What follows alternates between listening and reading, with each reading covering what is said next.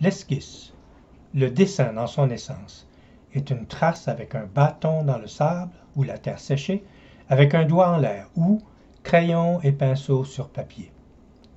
C'est dans cet esprit de mouvement innocent et naturel que vous pourrez parcourir cet espace conceptuel en 3 dimensions avec crayon et pinceau, ne laissant aucune zone intacte, aucun recoin intouché.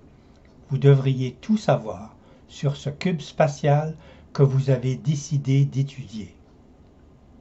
Cela se fait avec les sens combinés. Ce sont les meilleurs outils pour capturer le mouvement et la vie.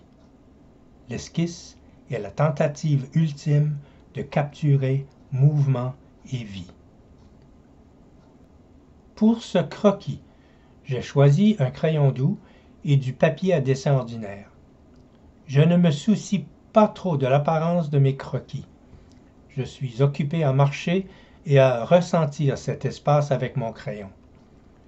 Si vous êtes trop prudent, vous n'irez nulle part et le papier vous contrôlera alors que ce devrait être l'inverse. L'idéal est bien sûr un équilibre de contrôle et d'harmonie entre le médium et vous-même.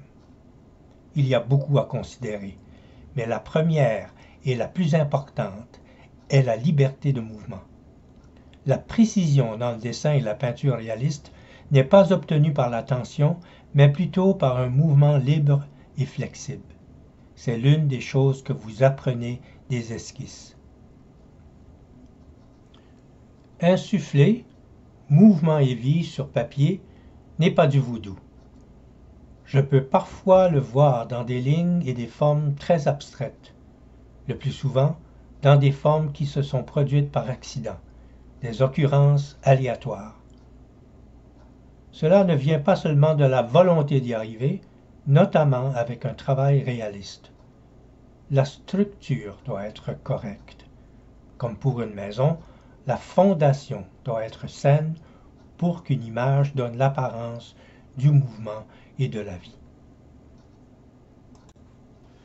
Je commence toujours mes croquis avec un cadre. Dès la première esquisse d'un projet, je travaille déjà sur la composition. C'est quelque chose que j'ai appris de mon premier professeur de dessin.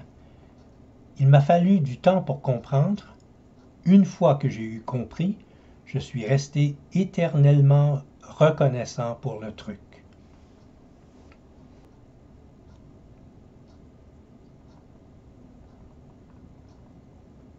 Tout mon objectif quand je dessine et peins et mon critère final est: puis-je ressentir le mouvement et la vie?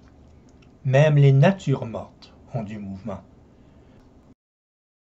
Le sketch est l'ultime tentative de capture du mouvement et de la vie.